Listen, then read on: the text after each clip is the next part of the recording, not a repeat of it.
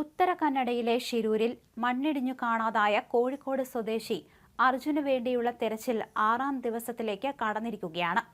എന്തായാലും ഇന്ന് 40 പേരടങ്ങുന്ന സൈനിക സംഘം ഷിരൂരിലെത്തും. രാവിലെ 11ഓടെ സൈന്യം എത്തുമെന്നാണ് വിവരം. തുടർന്ന് രക്ഷാപ്രവർത്തനം ഏറ്റെടുക്കും. അതേസമയം തെരച്ചിലിന് ISROയുടെ സഹായവും തേടിയിട്ടുണ്ട്. ഉപഗ്രഹ ചിത്രങ്ങളുടെ സഹായത്തോടെ ലോറിയുള്ള സ്ഥലം കണ്ടെത്താനുള്ള സാധ്യത ഉൾപ്പെടെയാണ് തേടുന്നത്.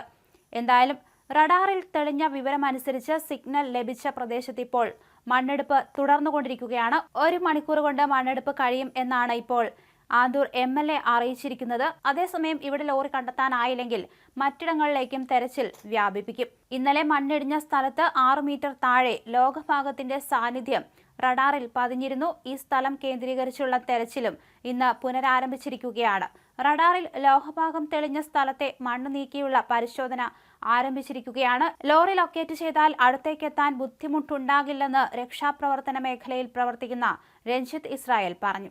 അർജുന്റെ കുടുംബത്തിന്റെ ആവശ്യപ്രകാരം വിഷയത്തിൽ ഇടപെട്ട AICC general secretary KC Venugopal Karnataka ഉപമുഖ്യമന്ത്രി DK ശിവകുമാറുമായി സംസാരിച്ചതിന്റെ അടിസ്ഥാനത്തിലാണ് തീരുമാനം. കർണാടക മുഖ്യമന്ത്രി സിദ്ധരാമയ്യ ഇന്ന് അപകട സ്ഥലം സന്ദർശിക്കും. ഇന്ന് ഉച്ചയോടെയായിരിക്കും സിദ്ധരാമയ്യ ഷിരൂരിലെത്തുക.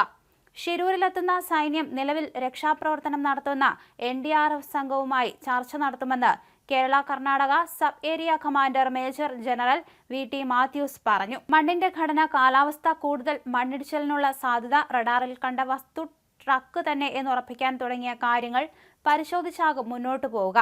കേരള കർണാടക ഏരിയ കമാൻഡറുടെ നേതൃത്വത്തിൽ ഉന്നത ഉദ്യോഗസ്ഥർ ഏകോപനം നിർവഹിക്കും. NDRFുമായി ചർച്ച ചെയ്ത് ആർമി ടീം പ്രാഥമിക റിപ്പോർട്ട് ബംഗളൂരു സൈനികാസ്ഥാനത്തേക്ക് നൽകും.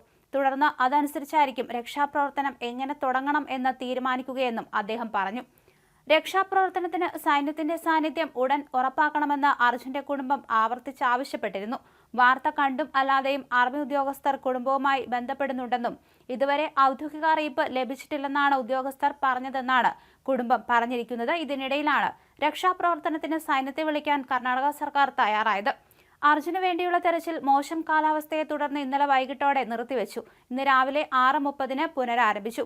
ഇന്നലെ രാത്രി മുതൽ ഷിരൂരിൽ കനത്ത മഴ പെയ്തതോടെയാണ് രക്ഷാപ്രവർത്തനം വൈകാൻ കാരണമായത്. മണ്ണിടിഞ്ഞു വീണ ഭാഗത്തെ റോഡിന്റെ നടുഭാഗത്ത് നിന്ന് വൈകിട്ടോടെ ഒരു സിഗ്നൽ ലഭിച്ചിരുന്നു. പാറയും മണ്ണും അല്ലാത്ത വസ്തുവിന്റെ സിഗ്നലാണ് കിട്ടിയത്. സിഗ്നൽ ലോറിയുടേതാണെന്ന് ഉറപ്പിക്കാനായിട്ടില്ലെങ്കിലും 70% യന്ത്രഭാഗങ്ങൾ തന്നെ ആയിരിക്കാമെന്ന വിലയിരുത്തലിലാണ് പരിശോധന നടത്തുന്ന റഡാർ സംഘം.